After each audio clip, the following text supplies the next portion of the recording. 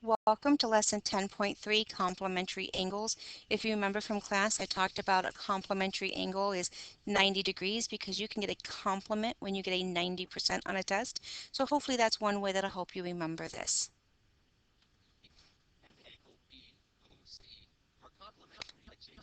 So if we look closely, we can see A and B are complementary to B and C.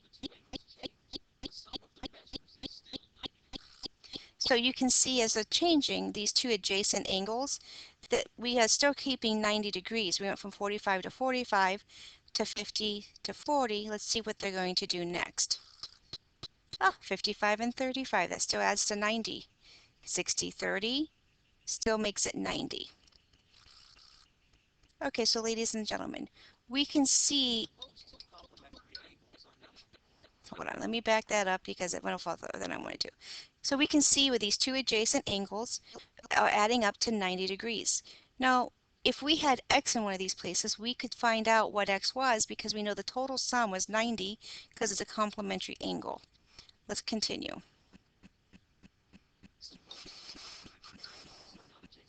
Okay, so what if these complementary angles aren't adjacent? Then what are we going to do? Well, we need to be told, okay, ladies and gentlemen, we know that these two angles are complementary angles and their sum's 90 degrees.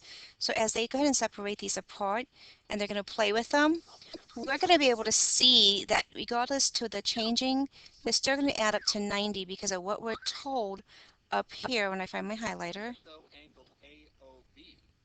This is the sum of their measures. We're talking about complementary angles, so they always add up to 90 degrees. Okay, ladies and gentlemen, we need to draw adjacent complementary angles for each angle and what is the measure of each complement. So at this point in your notebooks, please draw these. Draw an adjacent angle that will be its complement. What does that mean? What is the degrees we need to add up to? Okay, ladies and gentlemen, hopefully your angles look something like this. My drawing's a little off, and guess what? 80 plus 20 would be 100. Oh, I hope you guys were watching and caught that. What should it be? It should be 10, right? So 80 plus 10 is going to be a total of 90 degrees. 60 plus 30 is going to be a total of 90, and ideally this makes a nice right angle if my drawing's accurate. And 45 plus 45 again is going to make a nice 90-degree angle, and hopefully your angles look a little better than mine. But with this, we know that they all need to be 90 degrees because they're complementary angles. And adjacent, they're sharing the same vertice and the same one leg or one line.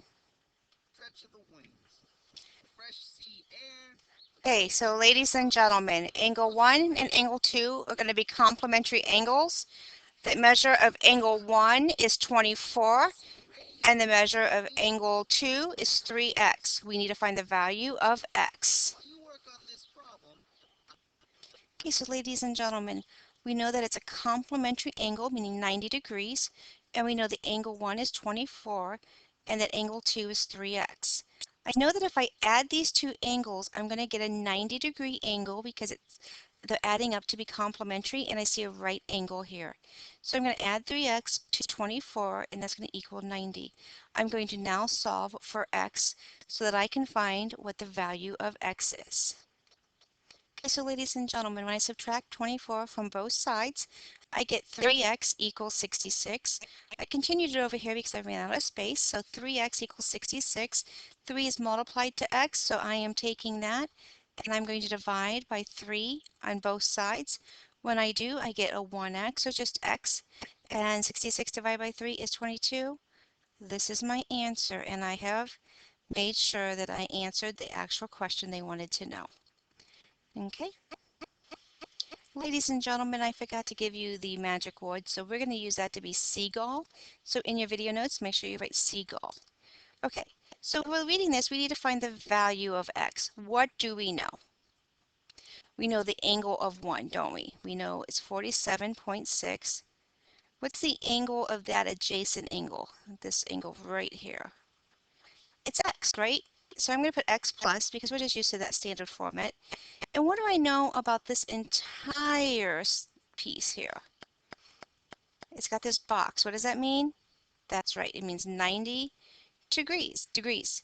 So I'm going to subtract 47.6. Why am I subtracting, guys? That's right, it's the inverse. It's the opposite. I'm undoing it. So I'm going to subtract 47.6, and let's see what I find this answer to be. Okay, so ladies and gentlemen, when I subtract, I had to do some borrowing. So 90 minus 47.6 is going to give me 42.4. So x is 42.4. That is my answer. Okay, thank you for watching this video, and be sure to watch the rest.